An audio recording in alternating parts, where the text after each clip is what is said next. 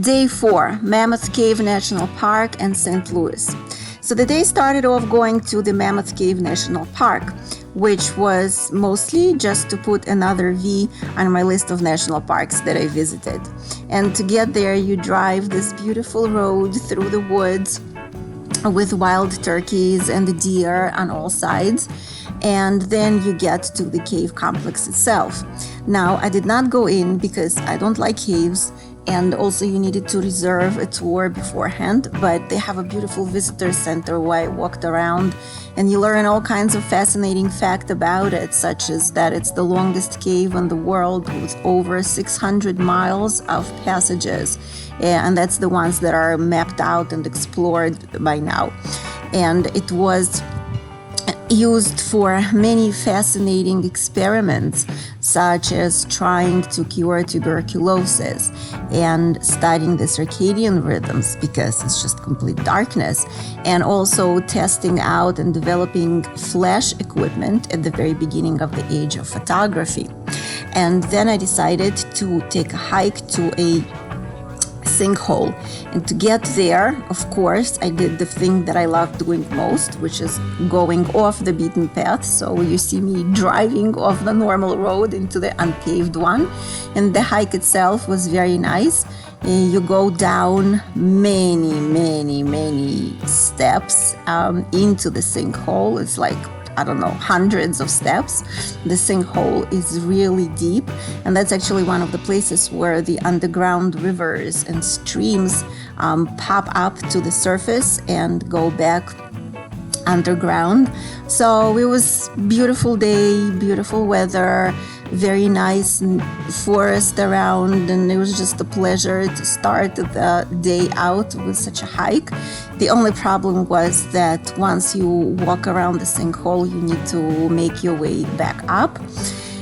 The same number of steps, unfortunately, but I managed and got back to my car, and then I was ready for the last item of the day, which was a 5-hour drive from Mammoth Cave to St. Louis, Missouri. During the drive, I was majorly surprised 3 times, even though I consider myself to be a person who's pretty good in geography. But no matter how much you look at the map, you still get things wrong. So I was sure that I'm just crossing from Kentucky into Missouri. And then the Google Maps says, "Welcome to Indiana." And I was like, wait, what? And then like about an hour and a half later, it says, "Welcome to Illinois." And I was like, wait, what? Why Illinois? And then I need to cross this bridge over this river to get into St. Louis proper, and it's the Mississippi. And I was like, what the fuck? How is that Mississippi? Because for years, I was 100% sure that this big river that flows through St. Louis, Missouri is, of course, the Missouri, but it ain't. And at least there, I didn't turn out to be a complete idiot, because Missouri River confluences with the Mississippi just north of the city, but still, technically, it's the Mississippi. So why St. Louis? Well, my college apartment mate and a very close and precious friend, Vika, lived there.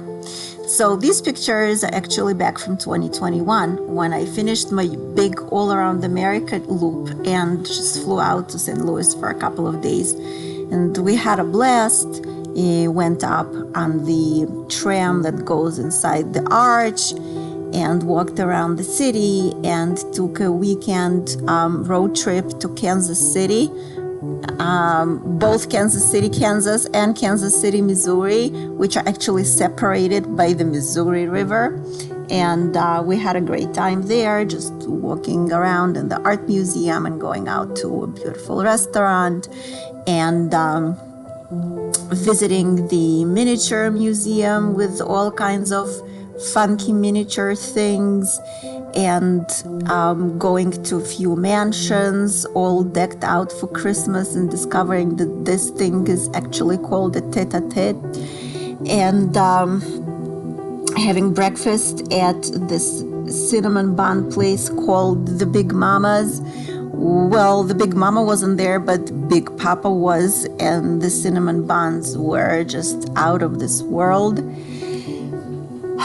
And Vika was already very sick by then, but she was still up and around. And the reason I went to St. Louis now was to basically say goodbye. And so even though I'm talking about it now calmly and collectedly, I'm very much not. And I would like to remember her the way she was then,